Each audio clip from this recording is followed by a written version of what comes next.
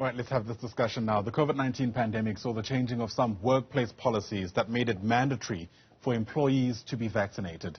Now, this resulted in some people losing their jobs due to non-compliance. COSATU is now planning to challenge mandatory COVID-19 vaccination at a national level and wants workers who've been dismissed to be reinstated. While the Labour Federation supports vaccination against COVID-19, it's against the dismissal of workers, especially when unemployment in this country, they say, is a pandemic itself. For more on this, let's bring in COSATU spokesperson Matthew Parks, who's with us via our video link this morning. It's great to always have you on the program, Matthew. Thanks very much indeed for making time. We know that the issue around vaccinations in this country, and in fact in the world, has always been a polarizing one. I wonder as a start whether you can tell us whether COSATU and its affiliates are singing in unison about how to deal with these mandatory vaccine policies. Good morning. Yes, no, look, it is a polarizing issue. And I think we never anticipated how polarizing it would be across South Africa, across the world. But look, as COSATU and our affiliates, we support the vaccinations. We believe, COVID-19 vaccines are critical to saving lives and to saving jobs. And all of our unions have been quite active on the ground in the different workplaces to encourage workers and their families to persuade them to vaccinate. And we still make that call because it's critical to maintaining immune systems and to enabling the economy to go forward. But as a trade union federation, we cannot support dismissing any worker for whatever the reason. Not when the economy has an unemployment rate of 45%. A worker who is dismissed is a mother and a father. They've got children to take care of. They've got home loans to pay for. They've got debts to pay for. And if you retrench them or dismiss them, they will struggle to find another job in this economy. It means you're putting at risk the very family survival, the very home, the ability to feed the children. And we think that companies like Standard Bank and other companies who did dismiss workers against our call and against government's call are really condemning these workers to absolute poverty, and they should do the right thing and simply reinstate them. We're out of the state of disaster. So we think those workers, and we've seen companies like Standard Bank and many other companies are now moving away from dismissing workers from not vaccinating to more of an education and persuasion route, which is the correct route. So we think they should do the right thing and simply reinstate these workers. These workers have a contribution to make to the companies. They need to take care of their families. Sure. And we should move beyond this kind of negative thing. But look, it's a delicate thing. We need to get the right balance. So yes, let's vaccinate, but equally let's not dismiss any worker who chooses not to vaccinate. So that's the Federation stance. My understanding is that it's still up to the individual unions on the ground, though, to decide how they move forward with this. How does that complicate your calls to have workers who've been dismissed reinstated in a context where potentially unions under the Federation may be pulling in different directions? No, look, our unions, we've discussed this extensively from factory level, shop floor level, up to the Central Executive Committee, and we're all on the same page. So COSATU at a national level will have these kind of engagements at NEDLAC with government, with business, and so forth. We'll have the national discussion like with yourself right now, which are important. But at an individual company level, it'll be the different unions of COSATU. So at Standard Bank in the banking sector, it'll be SASCO. SACAWU in the retail sectors had similar discussions. SACTU in the clothing sectors had likewise similar discussions. NAHAU and SATU in the public service and so forth. So at an individual level, it'll be the individual unions. And we encourage workers who have lost their jobs to engage with those unions, to ask for their intervention, to have them reinstated. Otherwise, they can also go to the CCMA, which is free of charge, and lodge a grievance, and the CCMA will make a ruling and try to resolve the issue in a mutually acceptable way to get the worker reinstated. But of course, at a national level, we are engaging with business, with government, to say, can we move beyond this thing? Let's keep the vaccination campaign going out. In fact, we're quite worried about how low the vaccination and the booster rates are right now, and governments are, as a consequence, forced to destroy some vaccines which are expiring. But let's also make sure we don't leave people behind. Let's address people's concerns, whatever fears or questions they may have. Let's try to persuade people to go in this direction. But again, we're a democracy. Democracies are very noisy by their nature. We'll never all be on the same page, and that's fine. But let's see how we can try to go together one way, but let's not punish people for having different viewpoints. Yeah. Interestingly enough, the SASPO in the Standard Bank case have said that they're not necessarily demanding that those workers who've been dismissed be reinstated, but are calling on those who are placed on special leave to have that leave lifted, as it were.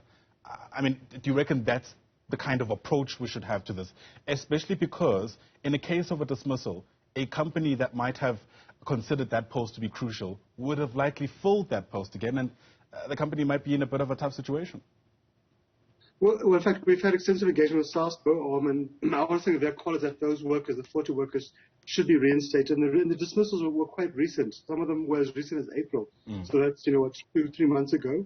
We don't think those positions would necessarily have been filled by now. But whatever, even if they were, it's a relatively small amount of workers for Standard Bank as a company. But for those workers, it's a devastating blow. And we think all of them should be reinstated. There is possibility to do so. And we hope the Standard Bank will do the right thing, will engage with SASPO and work in a way to re-employ those workers. What's the stance around workers who decided to resign because of the vaccine mandates? I mean, being dismissed, obviously, it's easy to see how the worker may have been the victim here, but someone willingly walking away on the basis of this vaccination mandate makes things a bit complicated. Well, look, yeah, sure. If someone resigns, they didn't lodge agreements with the CCMA, for example, for constructive dismissal, forced resignation, that's their choice. They have the right to do so. But we think we would encourage them to consider reapplying to Standard Bank or to another bank because they have those skills. Standard Bank and other banks have indicated that they're moving away from compulsory vaccinations. They still want to persuade people, which is right, but they're not going to dismiss people who elect not to.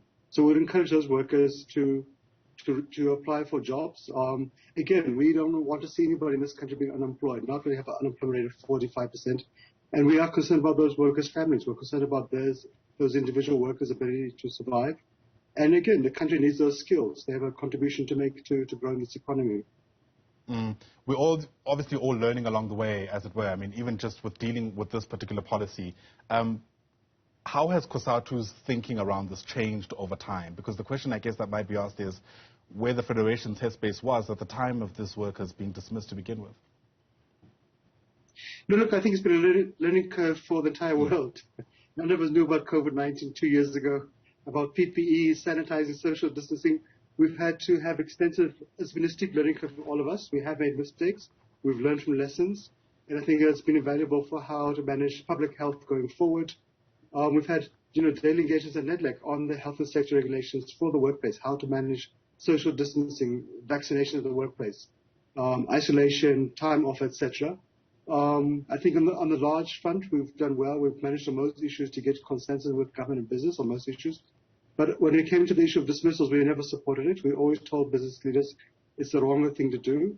We're entering a very sensitive debate, and when we start dismissing people, it makes it toxic. It polarizes it. It inflames tensions. It creates workplace tensions and divisions.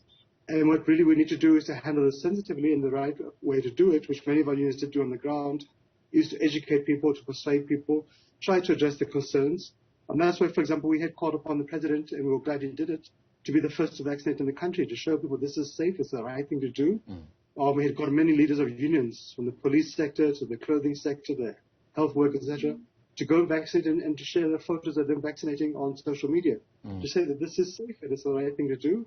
So for us, it's always about, because we're a democracy, to engage people, to address their concerns and try to bring them with, and not to simply victimize or bully people. Yeah. I might have missed it, but I don't think the Labour Court has actually made a proclamation around COVID-19 vaccines, and perhaps that's what makes it so complex. Each company, as it were, has to kind of decide which way they go.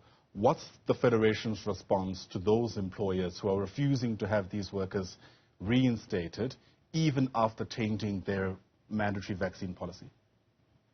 So we'll continue to engage on both at a national level through COSATU and the individual unions on the ground, but also encourage those workers who are aggrieved or affected to engage their unions, to lodge agreements in the workplace, to lodge agreements in the CCMA. Those are the first ports of call because those are free, those are fast and immediate. But of course, if one doesn't get satisfaction there, then one has the right to go to Labour Court. It does take time, it does cost money, but unions can assist workers with legal fees in that regard.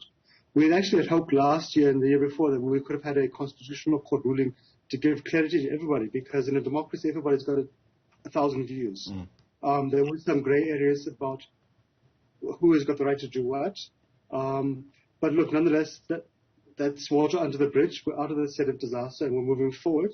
COVID-19 is still a dangerous reality. There are still possible variants down the road. Things can change quite quickly. And hence, that's why we're saying people should still go and vaccinate. Let's all do it to kind of maintain our immune levels.